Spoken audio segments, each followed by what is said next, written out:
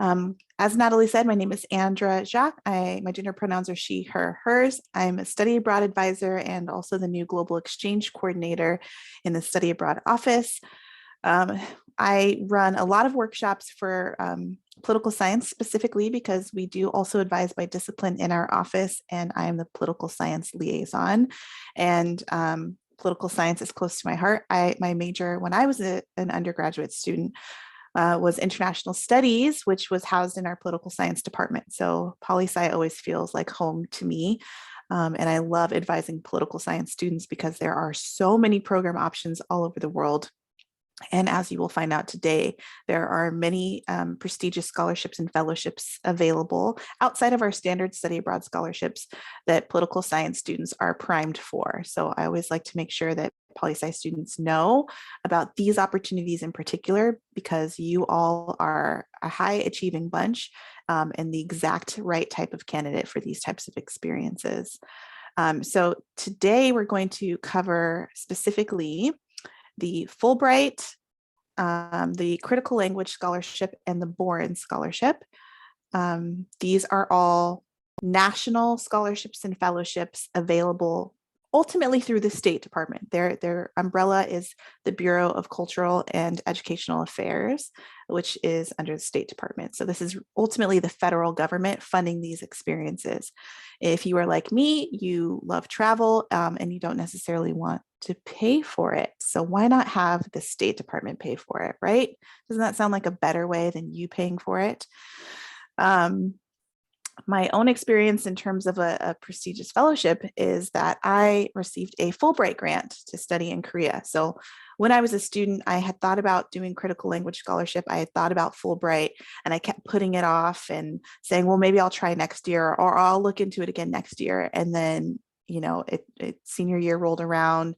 Some of those opportunities weren't available to me anymore after the deadlines had passed. And when I graduated from college, it was the first time around that the economy tanked. And so their jobs were scarce. And I had found a job opportunity in study abroad and took it and never looked back. But I sort of missed the window of opportunity that you all have right before you to have this type of fellowship experience. So I thought that I would never be able to do that.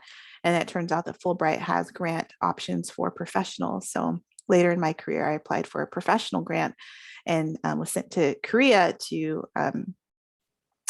engage in, pretty much educational exchange between Korean institutions and UC San Diego. So I spent time with 13 Korean institutions talking about exchanging students, which was one of the most rewarding experiences of my life.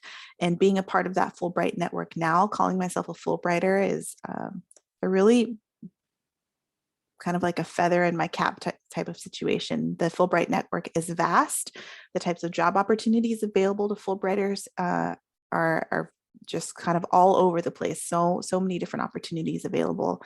And it's a pretty great org to be a part of. So I hope that you will consider this and the other ones I'm going to talk about today, because being a part of these networks will be great in terms of your career development and career opportunities, and opening up a whole wide range of network to you. So that's kind of the background.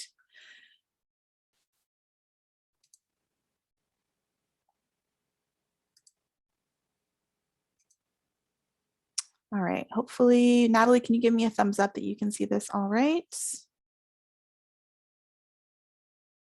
Okay, let's get into it. Starting with the Fulbright. So the purpose of the Fulbright, the founder, William Fulbright, he founded this fellowship in 1945. And the goal is to foster educational exchange globally.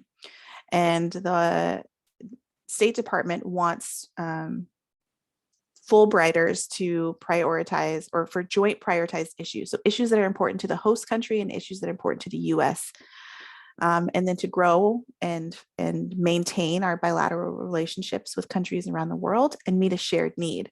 So as you're developing your statements and essays related to these scholarships and the Fulbright in general, keep this in mind, because this is all kind of the same thing for the Bureau of Cultural and Educational Affairs: joint prioritized issues, maintaining bilateral relationships, educational exchange.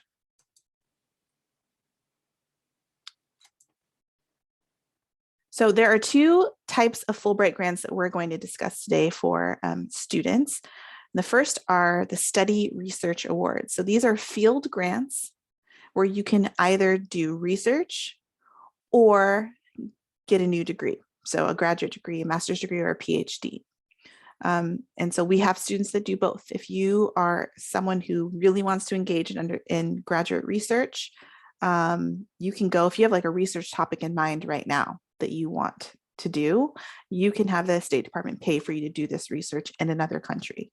I would say probably what's a little bit more popular for students at your level are the study awards, and that's where they pay for you to get your master's degree or get a PhD at a university abroad. The subject areas that you see listed are, there are some named grants specifically for these subject areas, but there are tons of options for social sciences. So just wanted to kind of note that. Obviously, that's a picture of me in a library at a Korean university. I just peppered some of those in because it makes it more fun. The other type of Fulbright grant that you can apply for is a teaching assistant award. And so the name specifically is the English Teaching Assistant, or ETA award. And so that's where you are teaching English to local students in the host country. And the age of those students can be anywhere from kindergarten, so little kids, all the way up to the university level.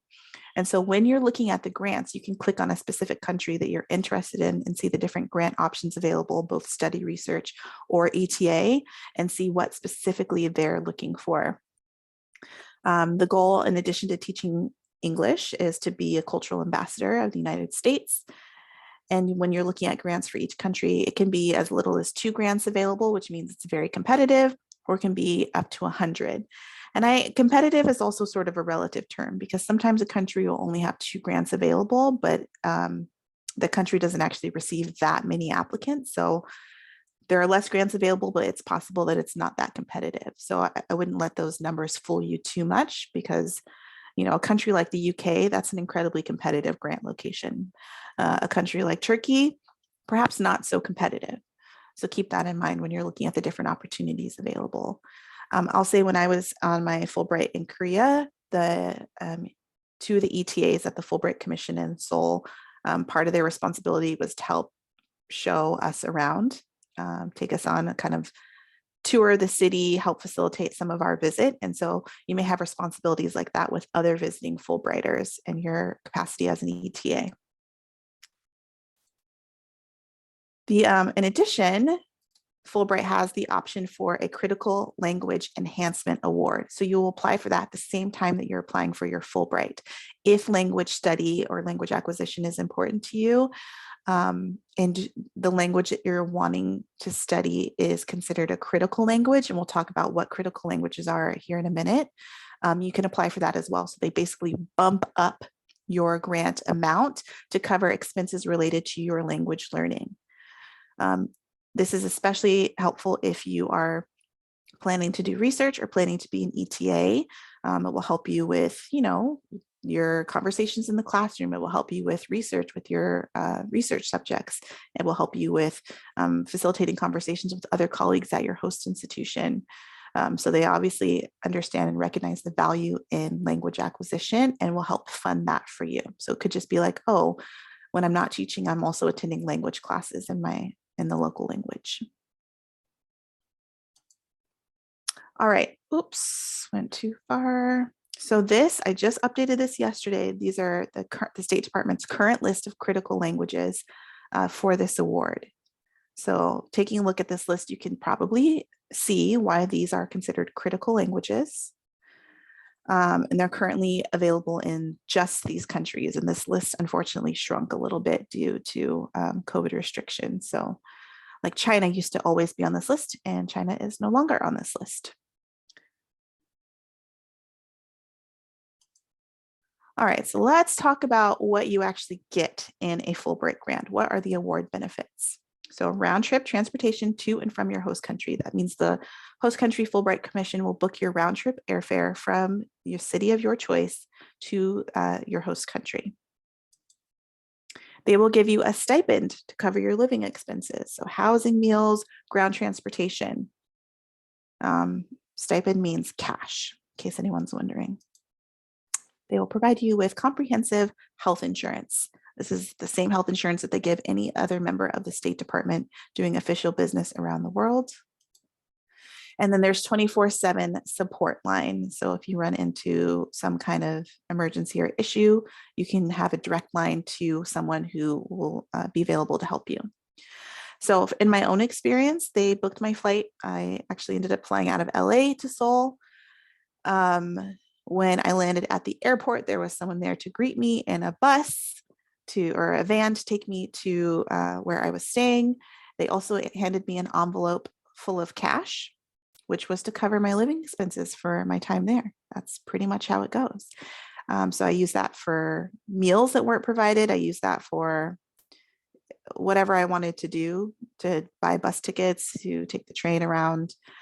So you kind of just set your own budget, but you should not have to use any of your own money while you're on your award. Some awards also allow additional funding for books and for your research that you're conducting. Midterm enrichment activities. So this is like if you are getting a graduate degree and it's fall break or spring break, and they want you to be able to travel around the country and see more of the country. So they'll also fund that. Full or partial tuition. So the grant will say specifically if it's full tuition for a year or for 2 years, or partial tuition for a year or for 2 years. So it'll be very specific about that. And then language studies. So some of them will also just say we will pay additional funding for you to study the host language, even if it's not a critical language. And then pre-departure orientation. So my pre-departure orientation happened in LA. Your pre-departure orientation may happen virtually or in your host country. All right, eligibility. You have to be a US citizen. Your bachelor's degree has to be completed by the time your grant starts. So not at the time that you apply, but by the time your grant starts. You have to be in good health. And I put that on there because you do have to go through a health clearance process. Depending on the country, depending on the services available, they'll have separate standards for what they consider to be good health. Sufficient proficiency in the host language. So if there is a minimum language requirement for a specific grant, it will state that. So they might say something like 2 years of X language or 1 year of X language, or there may not be a language proficiency requirement at all. In fact, I would say most of them don't have that. They have a preference for candidates who have not lived or studied in the host country for more than 6 months. So study abroad is excluded from that. So if you are a student who studies abroad in Korea and then you want to apply for a grant in Korea later, you're still eligible. That would not affect even the preference for you as a candidate. It just can't be someone who's lived there for longer than 6 months. So we do have a contact in the UC San Diego grad division who works with Fulbrighters. She also works with every student who's applying for a fellowship. So she's very busy.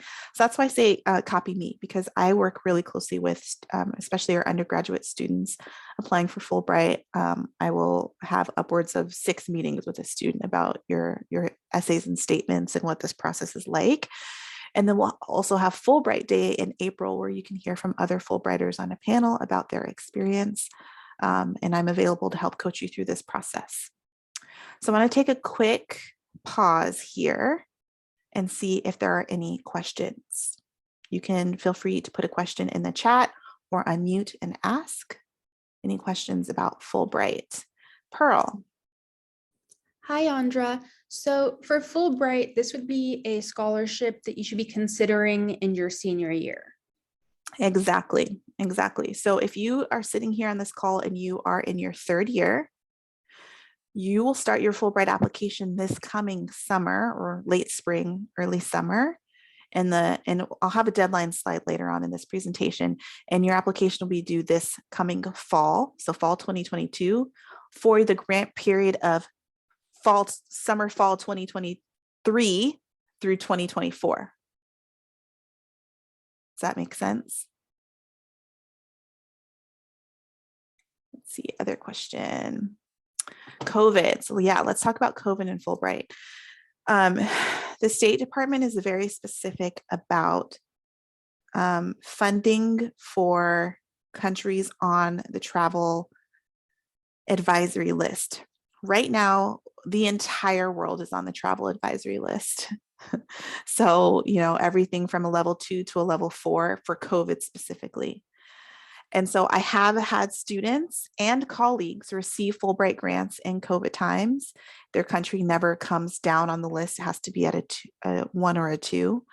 And they weren't able to participate in their grant period. In fact, our former financial aid advisor in our office, Tina, received a grant for Germany, and Germany never came down from a 3 on the list. And so she didn't get to go.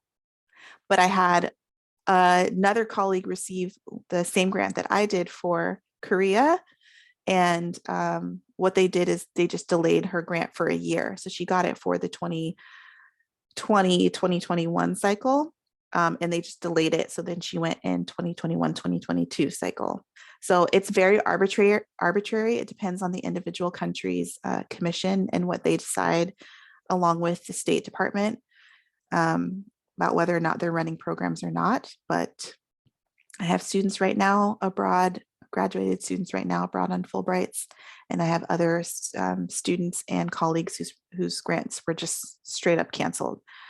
So it's kind of all over the place. Hope that answers that question. Other questions about Fulbright before we move on? I don't think I see any other hands raised. All right, let's keep going. Okay, next up is the Critical Language Scholarship. Still run through the State Department, still run through the Bureau of Cultural and Educational Affairs. So the goal of the CLS is to expand the number of Americans studying and mastering foreign languages. So however many years ago, the State Department was like, hey, all around the world, many people speak multiple languages, and the number is much smaller here in the US comparatively. So let's do something about it. Let's fund Americans to go study foreign languages in other countries. So they created the CLS for that purpose. It's exclusively for college students. They happen over the summer, and the goal is to get more students more proficient in foreign languages, and then incentivize them to come work for the State Department. It's not a requirement, but they have a lot of opportunities for students who participate in this program to then get career opportunities through the State Department. The focus is on critical languages, languages that will contribute to national security, economic prosperity. So the language list looks very similar to the list that we saw earlier, but it does change every year. Here is the list. I can tell you that when I was a student, the list looked very different from the way it looks right now. A couple of the languages like Arabic and Urdu and Turkish were on there, but many of these other languages were not. So it just kind of depends on what is considered of importance for national security, what kinds of issues we're having globally. So if you're sitting there saying, you know what, I would learn Bangla, I would learn it. I mean, I'm open. I'm looking for a new opportunity that's fully funded, then this type of opportunity is for you. If you have already have 1 year of previous study in the languages that you can see in the column on the right, then I would certainly encourage you to apply. I know that Arabic and Korean are very, very popular.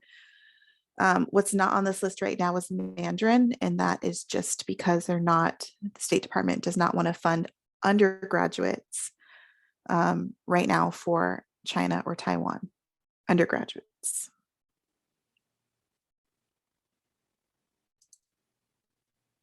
Oh, okay, JK. Chinese is on here, but they want 2 years of study. I would say actually the Mandarin Chinese and Japanese are the most competitive on this list.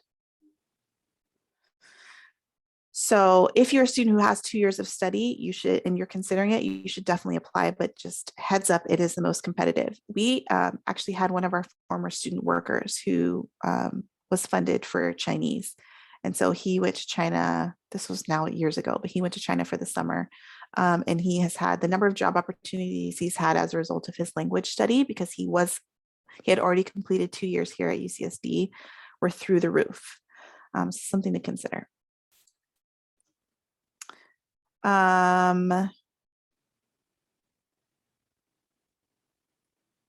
Similar to Fulbright, your eligibility, you have to be a US citizen at the time of application. Permanent residents are not eligible. You have to be currently enrolled in your case, at UCSD.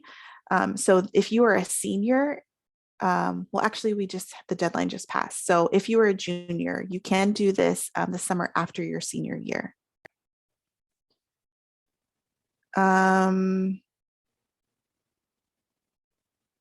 Most of this applies to everyone. I'm trying to look for anything that's worth mentioning. If you apply and you don't get it, so if you're, let's say in your sophomore year, you apply, you don't get it, you can apply again the next summer. If you get it, if you actually get one, you can apply again for the next summer. But I've never heard of anyone getting the grant twice.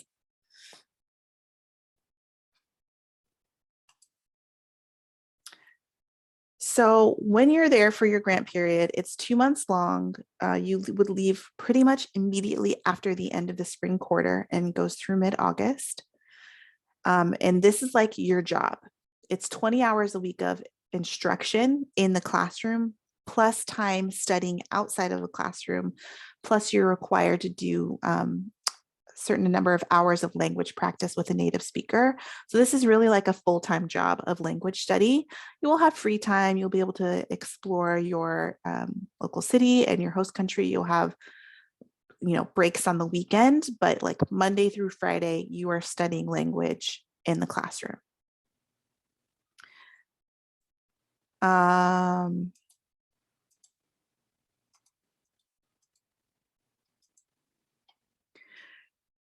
This is not about GPA. They look at your transcript, they look at your academic record, they want to see that you can handle it, but it's not like they have a minimum GPA requirement for this program.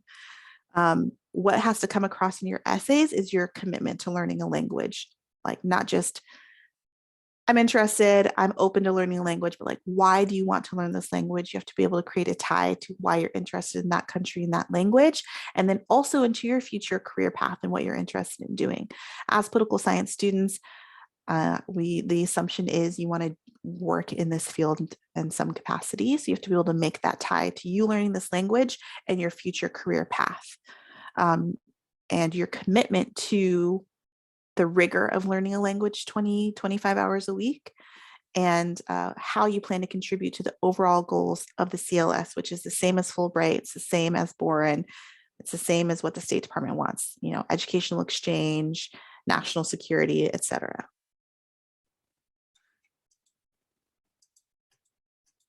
This should look pretty familiar. Round trip airfare from your home city to DC, which is where your mandatory pre-departure orientation happens. Your visa fees, the actual cost of your language instruction, your housing, your meals. They have excursions that are built into the program, so you'll be traveling with the group kind of around the host country. Everything is paid for. There's no money that's coming out of your pocket for this. And then they will perform an assessment of your language ability before and after your program. So then you can say that you have X amount of language ability for that language. Then now this is a kind of a newer thing. If you want to receive academic credit, UCSD will accept transfer credit for your language study through Bryn Mawr College. So will come in as transfer elective credit and can count towards your overall graduation requirements. Before we talk about Boren, any questions about critical language scholarship?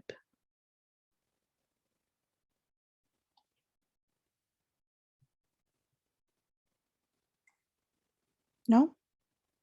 Nothing in the chat? Do folks feel like this is something they might want to apply for? They used to have many more languages on that list. I know that's a smaller list of languages. For current seniors, yes, the deadline has passed for this summer, but you can apply again if you are in a graduate program.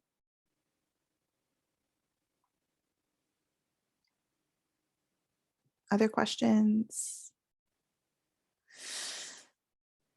You can do it in your 5th year, but just if your 5th year is right now, you've missed the opportunity. The application period was in the fall. And so students are now waiting to hear if they're going to receive the grant for this coming summer 2022.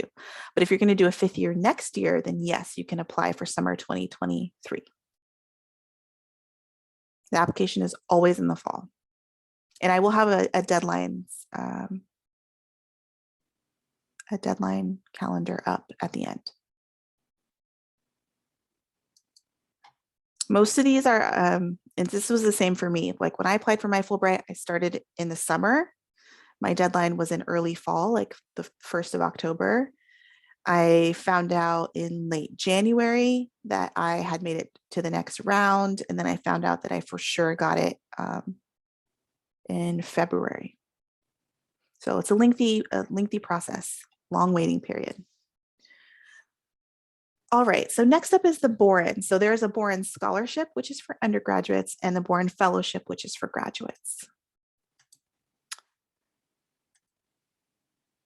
The Boren is much more related to national security. And there's a lot that falls into national security, but as political science students, this should certainly be of interest to you. And this is something that you can still apply for if you're planning to study abroad this next year. I'll talk about Boren deadlines here in a minute, but there is still time for Boren for next year. So similar to what we've seen before, the US wants more experts in critical languages. They want more folks with expertise and experience in specific countries around the world. They want to send more US college students to locations that are less traveled to. And so that is why they want to fund students to study in these particular locations. So for the Boren Undergraduate Scholarship, it's up to $25,000. And you can see the breakdown here for study in world regions critical to US interests. So they do have a preference for students who are participating in academic year programs and students studying language. That's basically a requirement. So if you're thinking right now, like, hey, I might want to study abroad next academic year, so that'd be fall, winter, and spring, you can get up to $25,000 for that, which would cover almost all, if not all, of your program expenses. If you are a senior and you are considering graduate school, you can consider doing funded research or language study as a part of your graduate program funded by the State Department. Same kind of drill. So if you're seeking graduate programs that have the ability to study abroad as part of your graduate program, you can keep this in mind in terms of funding for that opportunity. So there are a few different ways you can go about this. So they have these regional flagship language initiatives. This is if you don't have a specific program in mind, you don't have a specific research or language learning opportunity in mind, and you're just open to studying a critical language for the State Department, then you can apply for one of these specific language initiatives. You can see the language options here. So that's if you don't have something specific in mind. And they will also basically provide funding for you to start learning the language here domestically in the summertime, then go overseas in the fall, and you can choose to continue that option for spring. So that's option one.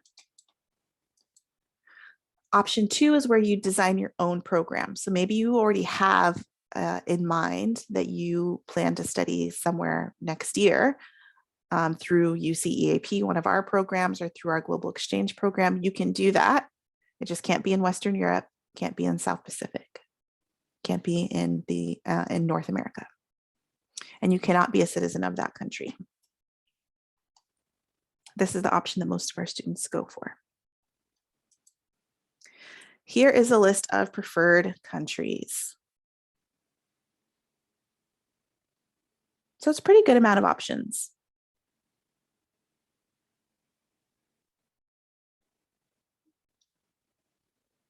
Going to leave this up for 10 more seconds.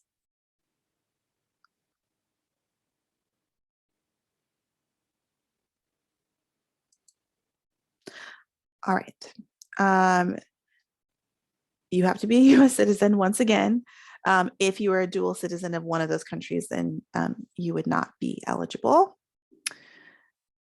Has to be one of the countries on the list. Has to be, you have to have language study involved. There's a preference for academic year.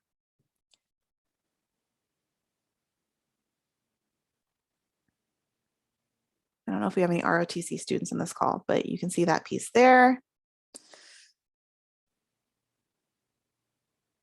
I'm just looking for anything worth mentioning. It's kind of similar to what we've seen before.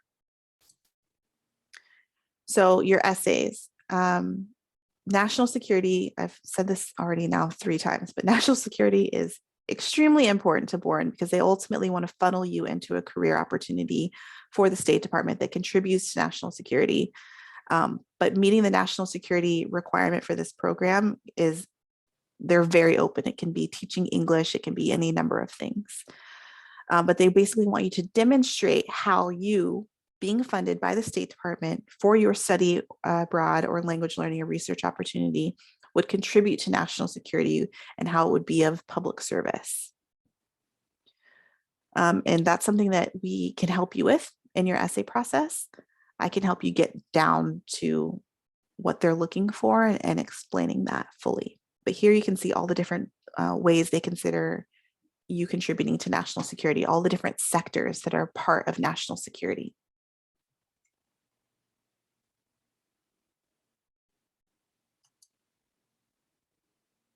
Okay, before we talk about deadlines, let me just go back. Does anyone have any questions on this? I know this is kind of vague.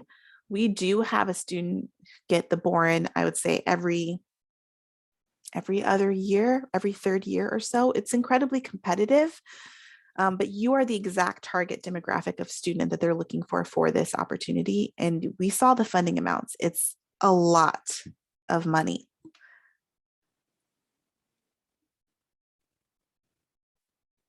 Questions on Boren?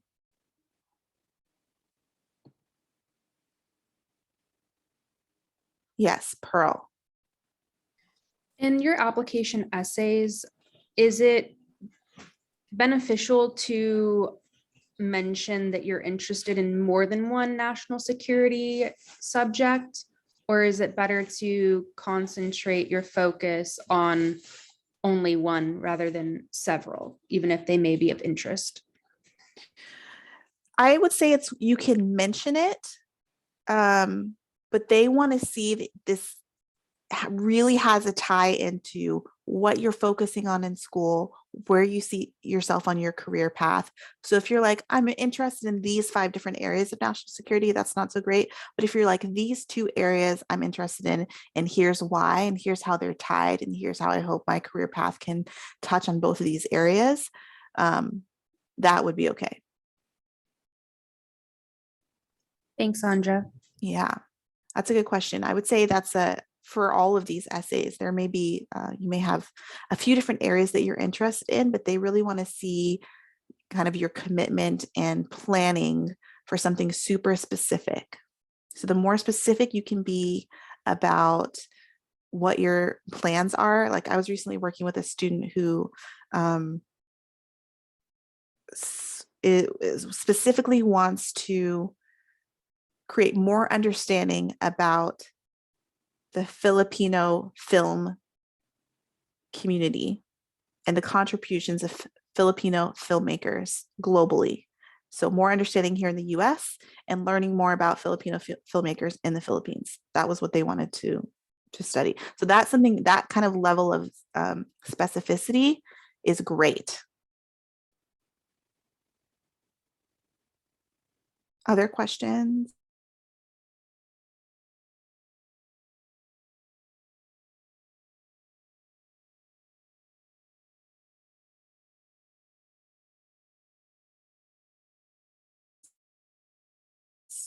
And will be due in October. So that would mean by summer, I would say by July, you're really starting on your essays, talking to your recommenders, because you will have to have 3 recommenders working with our office coming this summer. For CLS, applications will open summer 2020, or for summer 2023 will open in fall 2022. Boren, right now, the applications are already open. For the undergraduate program, they're due February 2nd. For the graduate program, they're due January 26th. So there is still time. There's still time.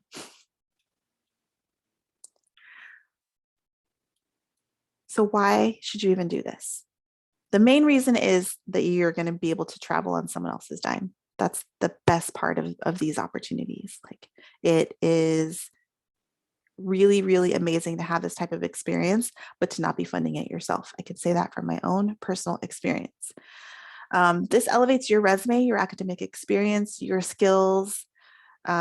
This sets you up to be at a higher level for future job opportunities, especially as a political scientist, in terms of setting yourself apart from the many other high achieving political scientists across this country. And then it gains you access to other fellows around the globe. And that's huge, because the network of fellows under the State Department is a good network to be a part of. Fulbright, critical language, even Gilman, which is something we talk about in our office for study abroad students. For Boren, you're going to meet so many people and be so well connected. I literally have a Fulbright portal where people post job opportunities for fellow Fulbrighters and connect with fellow Fulbrighters. That kind of access is huge. And then also, cross-cultural exchange is why I'm even in this business. It's so important to me, and it's so important to the future political scientists of this world. And it's a lot of fun. It really is fun. You're working hard. Your schedule can be grueling in these types of fellowship experiences. I could tell you from my own experience, my Fulbright schedule started at 7 in the morning and went until at least 7 p.m. If there was not a dinner that I had to be a part of, 10 p.m. usually. So it'd be a really grueling schedule, but it's so much fun. And I just wanted to highlight, I just grabbed a screenshot from our website real quick. These are our scholarship essay writing workshops that we're offering for the next 6 weeks. You can see there's one starting today, as soon as at 1 o'clock, as soon as this workshop is over.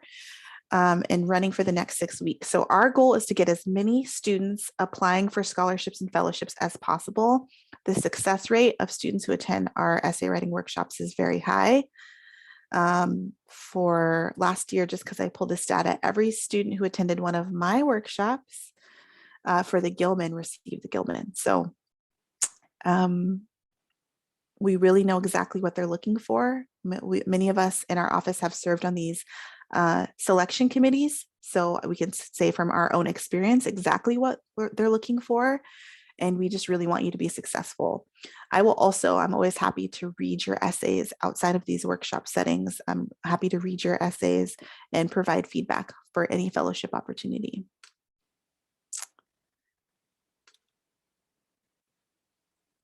All right, I think that's the end of my presentation. I'm going to stop share. Okay, Pearl, is your hand up new, or is that from before? I do have a question. So since the Boren scholarship is coming up, the deadline, there are languages that do not require much experience, where you can start pretty entry level there, correct? Yes. For they'll say specifically if they want you to have a certain language ability, but I believe for most of them, you can be a beginner. I mean, like having never studied the language. It's just the fact that you're going to study that language for that year. And if you were to get accepted for Boren for this year, it would be next summer and next fall, correct?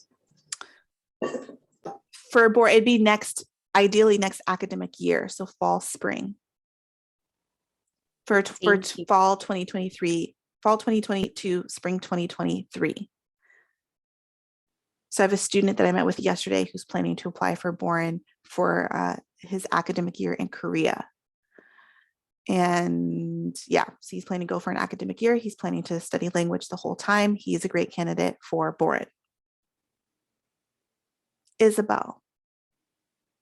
Yeah, I was wondering for those workshops that you showed for writing the essays, can those also be for like non-fellowships, like for our grad school essays? Those are specifically scholarship essay writing workshops. So for students who are planning to study abroad or apply for a fellowship related to study abroad or research abroad. So for you, I would recommend the Writing Hub because they are great with that. Other questions? My goal with doing these types of presentations is to try to help students understand that this is not just for, the highest achieving student in your class. This is not for that other student that these types of opportunities are for you. They're accessible to you. These are everyday students that get these opportunities. And I know that for the Bureau of Cultural and Educational Affairs, they really want to try to diversify the applicant pool and diversify the recipient pool. So they are looking for first generation college students. They are looking for students from low income backgrounds. They're looking for students of color. They're looking for all students to be applying for these fellowship opportunities. And you never know. I mean, COVID has changed things a lot. I think probably I can say that the applicant pools are smaller these past couple of years, which means these opportunities are more accessible than they have ever been. There are less students applying. So think about it. Think about what you want to do. Feel free to schedule an appointment to meet with me to discuss what it might be like for you to apply, what you're kind of thinking after you get a chance to look through the different types of grants available for Fulbright, or think about doing a critical language scholarship, and speak to me about it. I love to coach students through this process. I'm constantly applying for all different types of grants and opportunities for myself. I think it's good practice to continue throughout your career path. But especially now in your undergraduate years, it gets harder and harder to have these types of opportunities once you start your career. And I think that was one of the questions somebody asked. Let me pull up the questions you all submitted. Somebody asked, do we recommend going straight to law school from undergrad? My personal recommendation is to take at least a year, some call it a gap year, to try to have a global experience in particular, teach English abroad, have a research opportunity abroad, study a language abroad before you get into that, because trying to do those things after your career gets going is increasingly difficult. I chose a career path where I have, pre-COVID, had lots and lots of travel opportunities as a part of what I do, but that's not most career paths, right? So unless you're intentionally seeking that out, the opportunities for this type of travel for this amount of time become fewer and farther between. Pearl, did you have a question, or is this from before? Sorry, no, I'll lower my hand. Oh, okay. Let's see. Okay, a couple other questions. For most of these fellowships, the best time to participate is either in the summer, or it's happening once you graduate, but the application process starts in your senior year. So really pay attention to those deadlines so that you don't miss out on the opportunity. Screeners are not so much looking for experience. They're looking for your ability to connect your academic, personal, and career goals to this type of experience. So you're trying to sell yourself to be funded for this experience based on what you plan to do for the United States, national security, cultural exchange, language learning, or teaching English. Like, how can you contribute to the mission of the Fulbright via your specific niche thing that you want to do as a part of your study, research, language learning opportunity? I think I covered all the questions that came in. Show of hands, like you can raise your hand or give a thumbs up emoji. Are you planning to apply for one of these opportunities?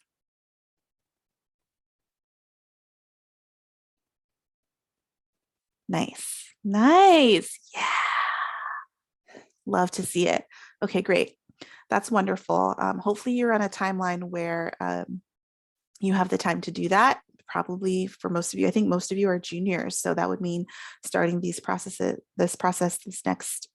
coming summer to go through the cycle through this next year.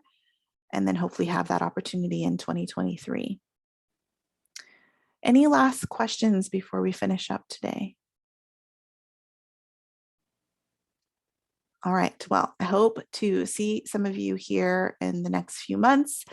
Schedule an appointment to meet with me to discuss this and any other global opportunity. Natalie is an incredible partner for study abroad and is available to help you with your academic planning forms if you're planning to study abroad. And we'll continue to do more of these presentations here coming in the future. Look out for Fulbright Day in April. Sign up for our essay writing workshops. Thank you so much for your time. Stay healthy and well. Good luck this quarter.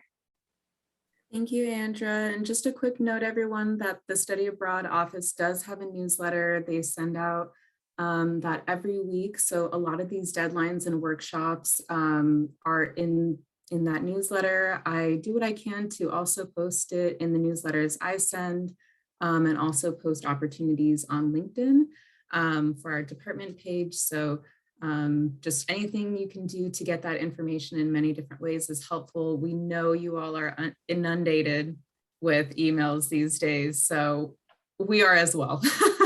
We understand, but yes, please connect with Andra and everyone else in the Study Abroad office. They're amazing and very supportive, and thank you all for being here. We know it's tough being virtual, so we really appreciate you all.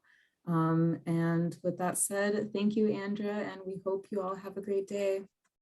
Bye, everyone.